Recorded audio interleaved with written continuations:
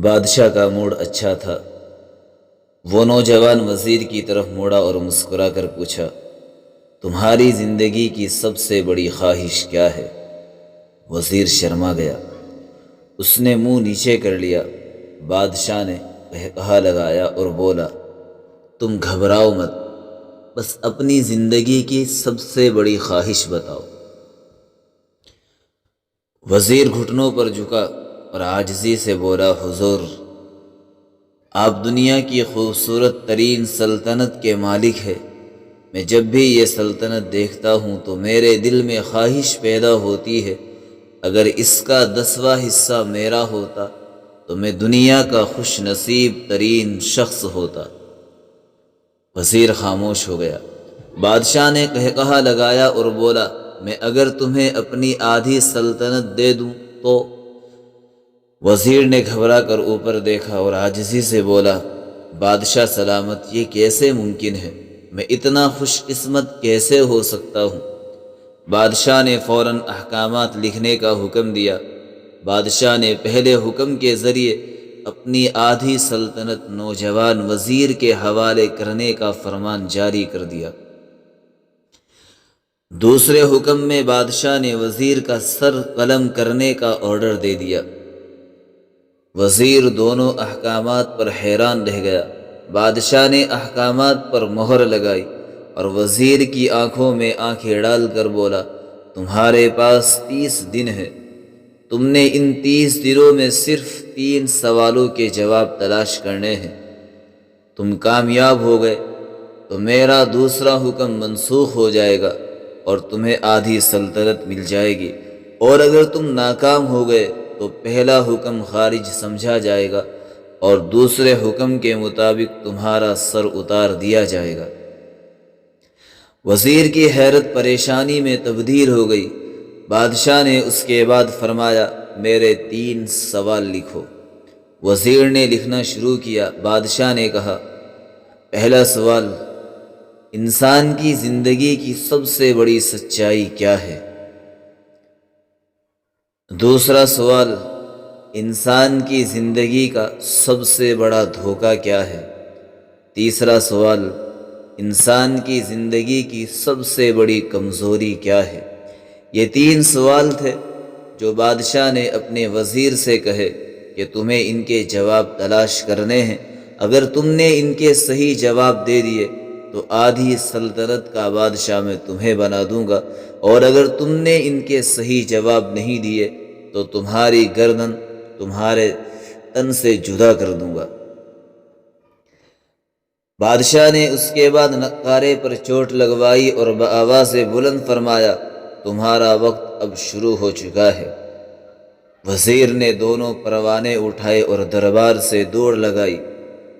اس نے اس شام ملک بھر کے دانشور، ادیب، مفکر اور ذہین لوگوں کو جمع کیا اور تمام لوگوں کے سامنے وہ سوالات رکھ دیے۔ ملک بھر کے دانشور ساری رات بحث کرتے رہے، لیکن وزیر نے دوسرے دن دانشور بڑھا دیے، لیکن نتیجہ وہی نکلا۔ وہ آنے والے دنوں میں لوگ بڑھاتا رہا مگر اسے کوئی تسلی بخش جواب نہ مل سکا، یہاں تک کہ وہ مایوس ہو کر دارالحکومت سے باہر نکل گیا۔ وہ سوال اٹھا کر پورے ملک میں پھرا مگر اسے کوئی تسلی بخش جواب نہ مل سکا۔ وہ مارا مارا پھرتا رہا، شہر شہر، گاؤں گاؤں کی خاک چھانتا رہا۔ شاہی لباس پھٹ گیا، پگڑی ڈھیلی ہو گئی اور گردن میں لٹک گئی، جوتے پھٹ گئے، پاؤں میں چھالے پڑ گئے، یہاں تک کہ شرط کا آخری دن آ گیا۔ اگلے دن اس نے دربار میں پیش ہونا تھا۔ وزیر کو یقین تھا یہ اس کی زندگی کا آخری دن ہے، کل اس کی گردن کاٹ دی جائے گی اور جسم شہر کے مرکزی پل پر لٹکا دیا جائے گا۔ وہ مایوسی کے عالم میں دارالحکومت کی کچی آبادی میں پہنچ گیا۔ آبادی کے سرے پر ایک فقیر کی جھونپڑی تھی۔ وہ گرتا پڑتا اس کٹیا تک پہنچ گیا۔ فقیر سوکھی روٹی پانی میں ڈبو کر کھا رہا تھا، ساتھ ہی دودھ کا پیالہ پڑا تھا اور فقیر کا کتا اس دودھ کو پی رہا تھا۔ فقیر نے وزیر کی حالت دیکھی، کہا لگایا اور بولا، جناب عالی آپ صحیح جگہ پہنچے ہیں، آپ کے تینوں سوالوں کے جواب میرے پاس ہے۔ وزیر نے حیرت سے اس کی طرف دیکھا اور پوچھا، آپ نے کیسے اندازہ لگا لیا کہ میں کون ہوں اور میرا مسئلہ کیا ہے؟ فقیر مسکرایا، اپنا بوریا اٹھایا اور وزیر سے کہا، یہ دیکھیے آپ کو بات سمجھ آ جائے گی۔ وزیر نے جھک کر دیکھا، بوریے کے نیچے شاہی خلعت بچھی ہوئی تھی۔ یہ وہ لباس تھا جو بادشاہ اپنے قریب ترین وزراء کو عنایت کرتا تھا۔ فقیر نے کہا، جناب عالی میں بھی اسی سلطنت کا وزیر تھا، میں نے بھی ایک بار آپ کی طرح بادشاہ سے شرط لگانے کی غلطی کر لی تھی، نتیجہ آپ خود دیکھ لیجئے۔ فقیر نے اس کے بعد سوکھی روٹی کا ٹکڑا اٹھایا اور دوبارہ پانی میں ڈبو کر کھانے لگا۔ وزیر نے دکھی دل سے پوچھا، کیا آپ بھی جواب تلاش نہیں کر سکے تھے؟ فقیر نے کہا لگایا اور جواب دیا، میرا کیس آپ سے ذرا مختلف تھا، میں نے جواب ڈھونڈ لیے تھے، میں نے بادشاہ کو جواب بتائے، آدھی سلطنت کا پروانہ پھاڑ دیا، بادشاہ کو سلام کیا اور اس کٹیا میں آ کر بیٹھ گیا۔ میں اور میرا کتا دونوں مطمئن زندگی گزار رہے ہیں۔ وزیر کی حیرت بڑھ گئی، لیکن یہ سابق وزیر کی حماقت کے تجزیے کا وقت نہیں تھا، جواب معلوم کرنے کی گھڑی تھی۔ چنانچہ وزیر فریادی بن گیا اور اس نے فقیر سے پوچھا، کیا آپ مجھے سوالوں کے جواب دے سکتے ہیں؟ فقیر نے ہاں میں گردن ہلا کر جواب دیا، میں پہلے 2 سوالوں کا جواب مفت دوں گا، لیکن تیسرے جواب کے لیے تمہیں قیمت ادا کرنی پڑے گی۔ وزیر کے پاس شرط ماننے کے سوا کوئی آپشن ہی نہیں تھا، اس نے فوراً ہاں میں گردن ہلا دی۔ فقیر بولا، دنیا کی سب سے بڑی سچائی موت ہے، انسان کوئی بھی ہو کچھ بھی ہو وہ اس سچائی سے نہیں بچ سکتا۔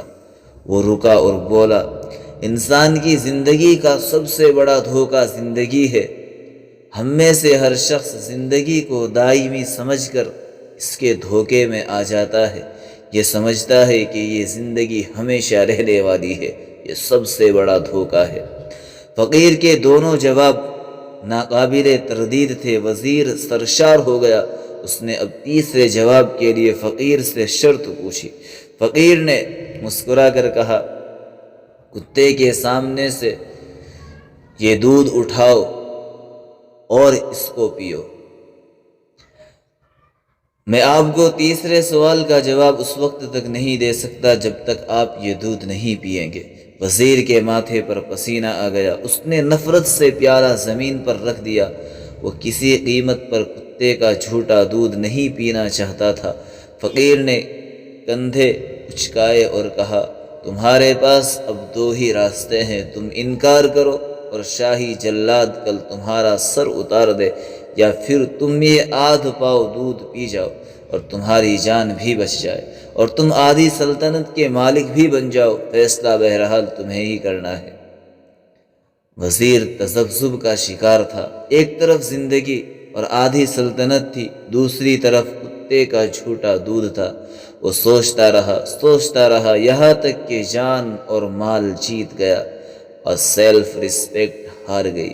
وزیر نے پیالہ اٹھایا اور ایک ہی سانس میں دودھ پی گیا۔ فقیر نے کہا لگایا اور بولا، میرے بچے، انسان کی سب سے بڑی کمزوری غرض ہوتی ہے۔ یہ غرض اتنی خطرناک چیز ہے کہ یہ اسے کتے کا جھوٹا دودھ تک پینے پر مجبور کر دیتی ہے، اور یہ وہ سچ ہے جس نے مجھے سلطنت کا پروانہ پھاڑ کر اس کٹیا میں بیٹھنے پر مجبور کر دیا تھا۔ میں جان گیا تھا میں جو زندگی کے دھوکے میں آؤں گا، میں موت کی سچائی کو فراموش کرتا چلا جاؤں گا، اور میں موت کو جتنا فراموش کرتا رہوں گا میں اتنا ہی غرض کی دلدل میں پھنستا چلا جاؤں گا، اور مجھے روز اس دلدل میں سانس لینے کے لیے غرض کا غلیظ دودھ پینا پڑے گا۔ لہٰذا میرا مشورہ ہے، زندگی کی ان تینوں حقیقتوں کو جان لو، تمہاری زندگی اچھی گزرے گی۔ وزیر شرمندگی اور خود ترسی کا تحفہ لے کر فقیر کی کٹیا سے نکلا اور محل کی طرف چل پڑا۔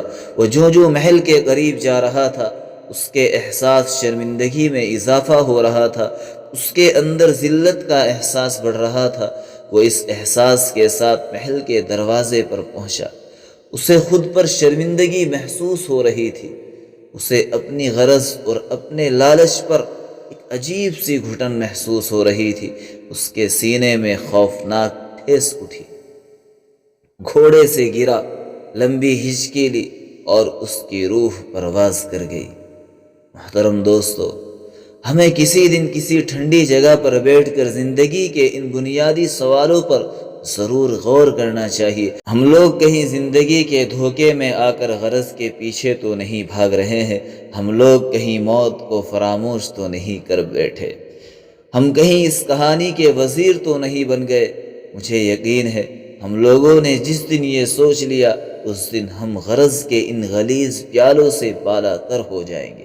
غرض یعنی انسان کی نفسانی خواہشات، انسان کی جو یہ بڑھتی خواہشات ہے، آرزوئیں ہیں، اور اس کی جو اغراض ہے، یہ انسان کو اس درجے تک گرا دیتی ہے کہ وہ کتے کا جھوٹا پینے پر بھی مجبور ہو جاتا ہے۔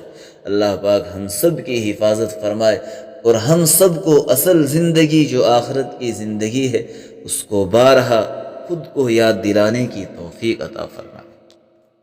Subscribe Maulana Farman Naseem to get more videos.